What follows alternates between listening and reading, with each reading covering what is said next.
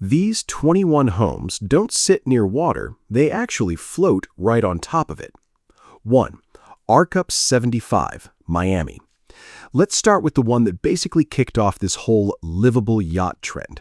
The Arcup 75 is usually docked around Miami's ultra-exclusive Star Island, and it's not just a floating house, it's a self-propelled one. It's got four 40-foot hydraulic stilts, called spuds in marine terms, that drive straight into the seabed and lift the entire 4,350 square foot structure clear out of the water. Why does that matter? Because it means it can literally stand above a hurricane storm surge instead of riding it out at sea level. It runs on solar power, harvests and purifies its own rainwater, and cruises at about 5 knots on twin electric thrusters. Base price is $5.5 million, fully furnished, 4 bedrooms, 4.5 baths. Go fully custom, and you're looking at around $10.5 million. And here's a fun bit of trivia. The very first one ended up in an actual tax dispute with Miami-Dade County because nobody could agree whether it should be taxed as a house or registered as a vessel. The county tried to hit the owner with a $120,000 personal property tax bill, treating it like real estate, while the owner's lawyers argued it's registered with the state of Florida as a vessel and should be exempt entirely. Either way, it's a pretty telling sign of how new this whole category of home really is. The tax code hasn't even caught up yet. Amilarah Floating Seahorse Villas, Dubai. Now we go underwater, literally. These sit off Dubai's World Islands as part of Kleindienst Group's Heart of Europe project, and each villa is just over 4,000 square feet spread across 3 levels. There's an underwater floor with a bedroom that looks straight out through a curved window at an artificial coral reef, a sea-level floor with the main living space, kitchen, and dining, and a rooftop deck with a glass-bottom jacuzzi and skyline views. Bentley Home actually furnishes the interiors. Prices start around 21 to 22 million AMD. That's roughly $6 million. It's genuinely one of the only residential concepts on Earth where your bedroom window shows you fish instead of a street. And unlike a houseboat, this thing isn't going anywhere on its own. It has no engine or navigation system at all. It gets lowered into place by a construction crane and then permanently anchored to the seabed. So once it's yours, it's essentially a private island that just happens to be built out of marine-grade concrete and glossy yacht finish aluminum. 3. Waternest 100. Designed by Italian architect Giancarlo Zema for the London-based firm EcoFlow Life, this one looks like a giant wooden pod resting on the water. Literally inspired by the shape of a bird's nest, it's about 1,076 square feet, 12 meters across, built from recycled laminated timber and a recycled aluminum hull. Up to 98% of the entire structure is reclaimed material. A rooftop solar array covering 60 square meters handles most of the power needs. 4. Onthenia, Brittany, France. This one is straight up James Bond. Literally, the designers say it was inspired by the villain's underwater lair in The Spy Who Loved Me. It's a circular, dome-shaped pod moored off the Côte de Granit Rose in Brittany, fully solar-powered with its own black and gray water treatment systems, so it needs 0 outside hookups, completely self-sufficient. Inside, there's a day space with a sofa and minibar, a rooftop solarium that seats up to 12 people, and a night space built around a circular bed. Depending on the build, prices range from about $365,000 for the smallest pod to $730,000 for the larger premium version. It took the naval architect behind it more than 15 years and 5 prototypes to get here, and you can actually rent one for a night for a few $100s before committing to buying, which feels like the smartest way to test drive a UFO. 5. Ocean Builders Seapod, Panama. Designed by Dutch architect Koen Altwis, these futuristic pods sit at Linton Bay Marina in Panama's Caribbean coast, perched about 3 meters above the water on steel columns. Inside, there's roughly 800 square feet across 3 levels, with wraparound panoramic windows and a wearable smart ring that controls the lighting and climate instead of switches and plugs. The submerged portion is intentionally designed to grow into a small artificial reef over time. Pricing runs from around $295,000 up to $1.5 million for a fully loaded version. The developers actually pitched it as being as close as possible to the price of an average American family home just on the water. It hasn't been a completely smooth ride either. One early prototype famously toppled over during its public unveiling in front of Panama's own president. But the company pushed forward anyway, and units have continued moving into production since. 6. Koto's Silver Lake Houseboats, Dorset, England. This is the UK's first architect-designed houseboat collection, built by design studio Koto in partnership with Habitat First Group on a private lake estate in Dorset. There are a few models: the compact one-bedroom Uku, the roughly 510-square-foot two-bedroom Shio, and the newer Mizu, a timber-framed retreat available in 2- and 3-bedroom versions, starting around £300,000. The whole thing launched in 2025 as one of the first architect-led houseboat collections the UK has ever seen. Ship, Amsterdam. This isn't one house, it's an entire floating neighborhood, and it's widely considered one of the most sustainable communities in Europe. 46 households sit on 30 water plots along the Johan van Hasselt Canal in Amsterdam North, all designed around a master plan by Space and Matter and connected to a smart local energy grid where residents actually trade solar power among themselves. It took over a decade of community-driven planning to build, and it's since become something of a blueprint for how flood-prone cities around the world might expand onto water.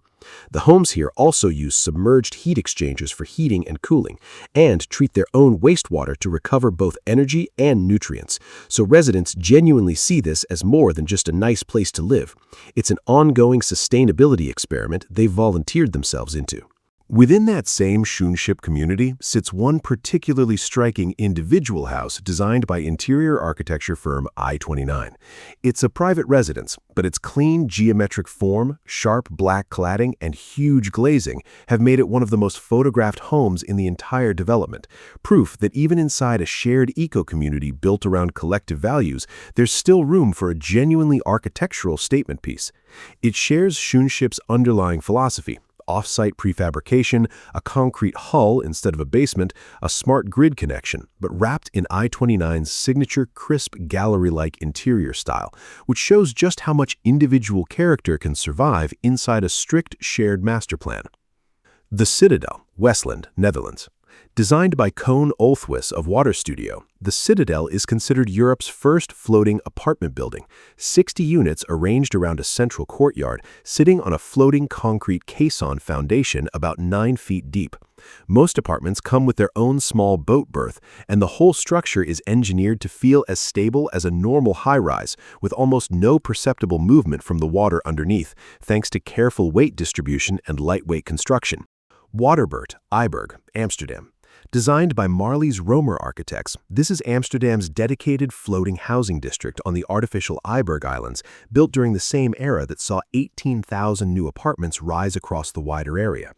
Instead of a basement, each home here sits on a concrete hull that acts as its foundation, connected to the street grid purely by jetties and bridges. There are no private gardens, since there's simply no ground to plant one in, but you trade that for direct water access and views most waterfront buyers would kill for. Eiburg itself was built on artificial sand islands specifically because Amsterdam ran out of room to grow, and the Waterfront corner of it has become the clearest proof that a floating district can function as ordinary, everyday housing, not just a novelty, but somewhere families actually raise kids. The Nordhavn Floating Complex, Copenhagen. Water Studio completed this one in Copenhagen's Nordhavn district in late 2025, a roughly 3,200 square meter floating complex that mixes residential living space with a restaurant, an art gallery, and co-working areas. It's a great example of floating architecture moving past single-family homes into full mixed-use developments, and it reportedly cut foundation costs by close to 45% compared to building the same square footage on reclaimed land. It's a strong sign of where this entire industry is heading.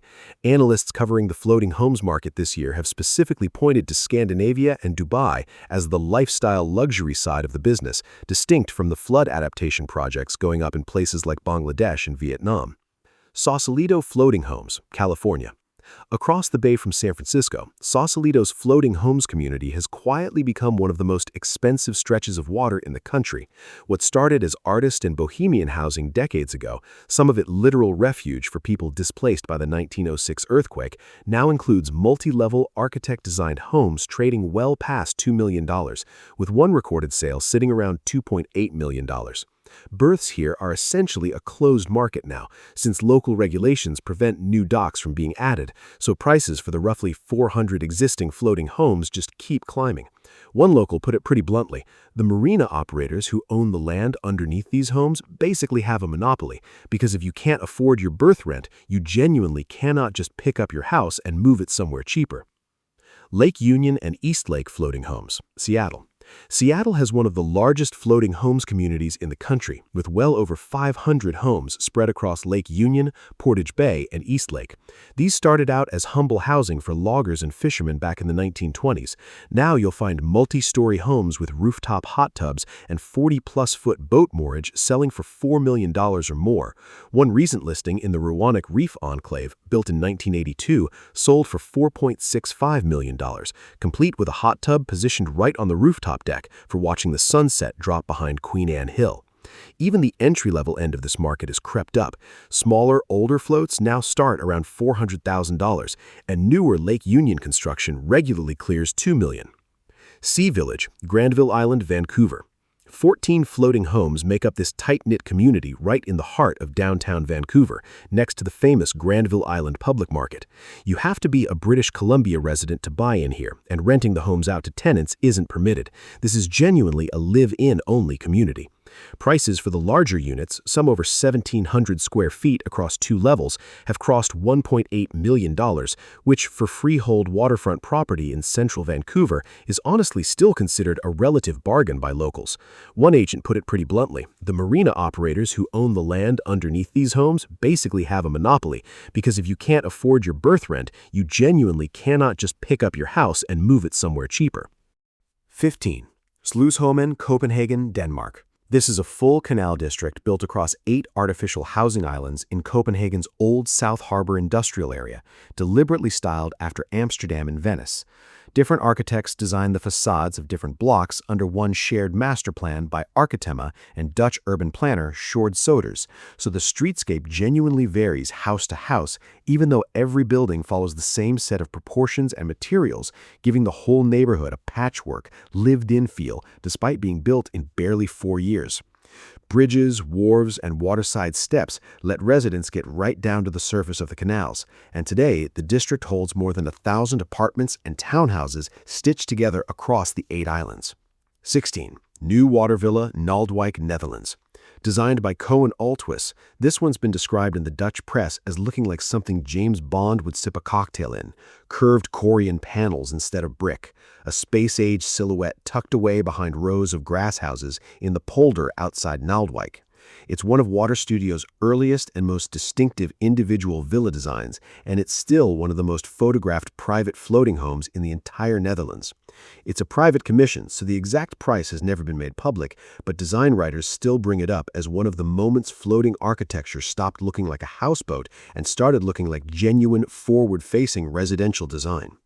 17. The Leiden Rhine Villa, Netherlands. This one's a genuinely custom job, commissioned in 2021 by a retired Dutch financial executive and built by Water Studio near the city of Leiden.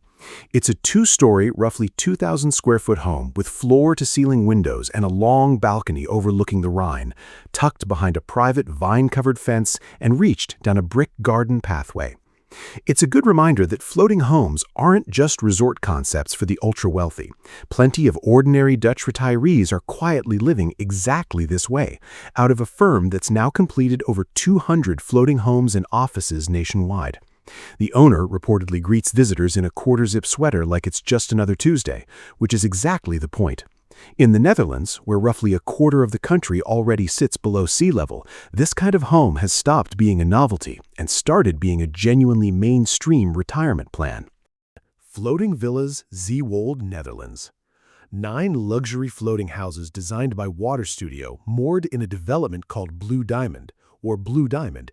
Each one has its own berth, 3 bedrooms, including a master with a walk-in closet, and either a floating terrace at water level or a private roof terrace, plus its own garden and dedicated on-site parking, which is a detail you almost never get with a floating home, since most communities don't have any land nearby at all. One of the 9 even has its own large floating terrace built right off the living room, while the other 8 get sunny roof terraces instead. So no 2 houses in this little development are laid out quite the same way. 19. Float House River Kwai, Thailand. This is a floating resort built entirely on rafts on the River Kwai, only reachable by longtail boat, surrounded by tropical forest and limestone cliffs. The villas are done in a rustic Thai folk style, with teak furniture, rain showers, minibars, and private sundecks with daybeds, and the whole property genuinely floats and gently shifts with the river current, so you're not just staying near the water, you're actually resting on top of it all night long.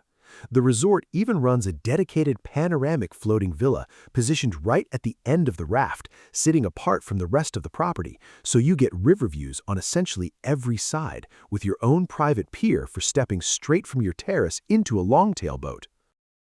20. Haven Lofts, Nassau Haven, Rotterdam.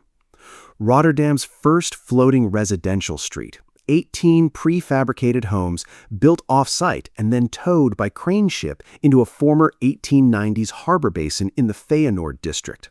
They're genuinely tidal, rising and falling 1.5 to 2 meters twice a day along with the new Imas, and they run on rooftop solar power and biomass heating with their own on-site wastewater treatment system, so they don't even need a sewer connection. Every single unit sold out before construction was even finished, and local banks agreed to treat them as ordinary mortgageable property. The whole thing came out of a city council competition. Rotterdam basically challenged developers to prove that floating housing could work at a real, livable scale. Since with 90% of the city already sitting below sea level, this isn't some far-off theoretical exercise for them. It's active planning for how the city keeps growing. 21. Watervilla de Omval and Westbezide, Amsterdam. We'll close on these 2 sister homes by Plus 31 Architects, both floating on the River Amstel. Watervilla de Omval came first, a sleek, aluminum-clad, curved structure with a plastered white interior that basically redefined what a modern houseboat could look like next to Amsterdam's traditional wooden barges. Its neighbor downstream, Westbezide, followed a few years later with the same glass-fronted, floating terrace design language, right down to the LED-lit basement bedrooms. Both sit on a hollow concrete pontoon that, if the owners ever move on, can be towed away and replaced without leaving a single trace behind, which is honestly a pretty good way to end this list, one floating house convincing the neighbors to build another.